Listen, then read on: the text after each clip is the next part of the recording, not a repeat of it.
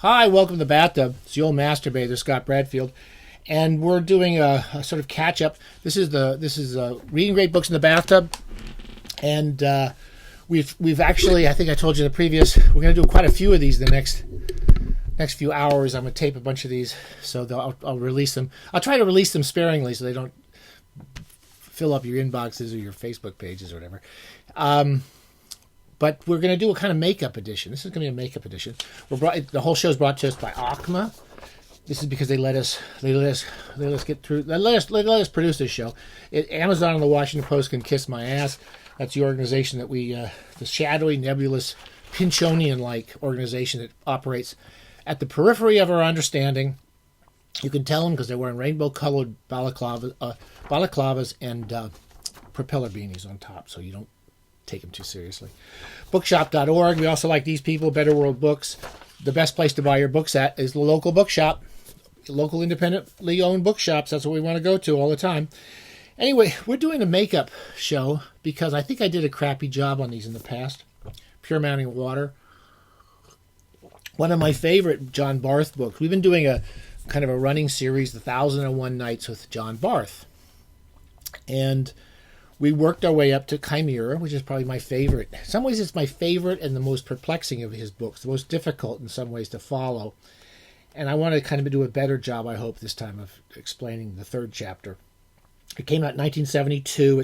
It's three novellas, like the Beast, which is the Chimera, which is made up of three different parts. And I forget what it's made of. There's a lion and a something and a something. Anyway, there's three different creatures melded together as the Chimera. And it's three novellas. They're independent stories, but they really do tie in together, because as we've kind of talked about, the big puzzle. There are always games going on in these Barth novels, and the biggest game is who's telling the story to who. There's always a frame narrative. Someone is telling somebody a story about a story being told to them, which was told to them by another person, and there's these multiple frame narratives, like those Russian dolls, with one story within another, and you never know who's the outside story. In this case of these books, of course, it's John Barth, and John Barth shows up as one of the characters in the opening narrative, the Dunya Zadiad, and it seems that he's either telling you the story or it's being told to him by this computer, which shows up in the third section called the Bellerophoniad. And so anyway, there's three novellas in it. I found that when I was reading them, the first story, the Dunya Zadiad, is you won't have too much trouble. You'll start to see why it's difficult, because you don't know until the last section of the story who's telling the story and who they're telling it to. And I don't want to give that away, because in some ways that is the key to the treasure is the treasure. So trying to find out what's going to happen and who's telling the story is the fun of it. The second one is the Perseid, which is about Perseus who kills the Medusa. And it follows on within stories where Perseus is watching the story that he lived on a set of stone tablets, because everyone's turned to stone by Medusa. And in the end, it's actually the stars, the constellations in the sky, who are telling the story to each other at night. I'm sure I'm getting something wrong in here, but still, this is the nest, and who is connected to who, and who is within whose story, and who's part of whose story. And the final one, the Bellerophoniad, is the hardest one of them all. But I did find that the trick to these three stories is the Perseid is I would get lost about 30 or 40, 50 pages into it. For example, in the final story, the Bellerophoniad, there's a manuscript. There's a lot of places where the story could be. For example, at one point, the basic story is that Bellerophon, who's the hero of the story, who gets Pegasus and goes off and he kills the Chimera in Greek myths. He's telling the story, but then it turns out that he's telling a story, but the story is a manuscript that has been recovered from the ocean, where it flows back and forth and is shaped by the ocean. And then the ocean itself and the story in the manuscript could well be a guy named Proteus, who can shapeshift and change. And then it turns out that you get near the end of the book, and it sounds like Bellerophon and his Amazon girlfriend. I know It sounds crazy, but you really, I forget her name because she started at the beginning of the book. The characters in the first story all go off, become Amazons.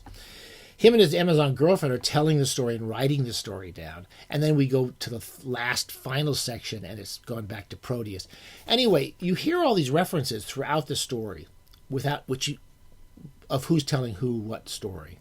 And it's very confusing. And you have to kind of work your way through it, remember some of these possible frames. And then it will go back, for example, in the Bellerophon, it will go back to the basic story, which is Bellerophon going off to kill the Chimera and what happens afterwards. And then after the story, he goes off and visits old girlfriends. So anyway, I don't think I did a much better job of explaining it so much as I did get stuck. Every time I read each one of these novellas, and they got increasingly difficult.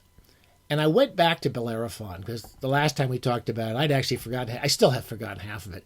But I knew I hadn't quite enjoyed it as much as I should have because I got stuck about 2/3 of the way through it and just started getting lost. And this time I went back, I started from the beginning of the novella, and I made it all the way through. And all the kind of questions you have about who's possibly telling the story to who is sort of more clear to you when you get to the end. So basically, the fact of the matter is you have to read each one of these twice. And you probably have to read the book altogether twice from beginning to end after you're done. I didn't do all that. But I did read each of the novellas as I did the first couple of times I read this book when it came out when I was a teenager. And I did really enjoy it a lot. We're still working our way through 1001 Nights. The notion of the frame narratives, we talked about this. Where you have the fisherman recovers the genie, and then the genie tells you a story, and the genie tells you a story about a manuscript, and in the manuscript, the story. You get all those frame narratives, particularly in the first volume. I'm about halfway through. I'm up to night 889. I find I've learned more and more to read these just one or two a night, like short stories. Maybe one or two in the morning, one or two at night. They start off, each night starts with a little capsule summary of where we were in the last story, which is sort of neat. And I've been basically, for the past 100 pages, there's been 2 love stories about 2 lovers trying to get together with each other, and the world trying to stop them, and all the things they go through to get back together and so forth. The moment I'm in the story of Miriam and Nur al-Din, and there's lots of they change very much from volume to volume. These passages, these last 100 pages, are filled with poetry. The lovers always singing poetry to each other from different windows and so forth. But there's a lot of good narrative storytelling and crazy ideas, and it's great fun. So anyway, we're going to keep working on our way through this, and having reread finally and feeling more satisfied with my reading of Chimera, I couldn't really move on from that. I do want to try. I don't know if I'm going to make it through. I do want to try Letters fairly soon. We got a lot of time to spend in the bathtub for the next few years.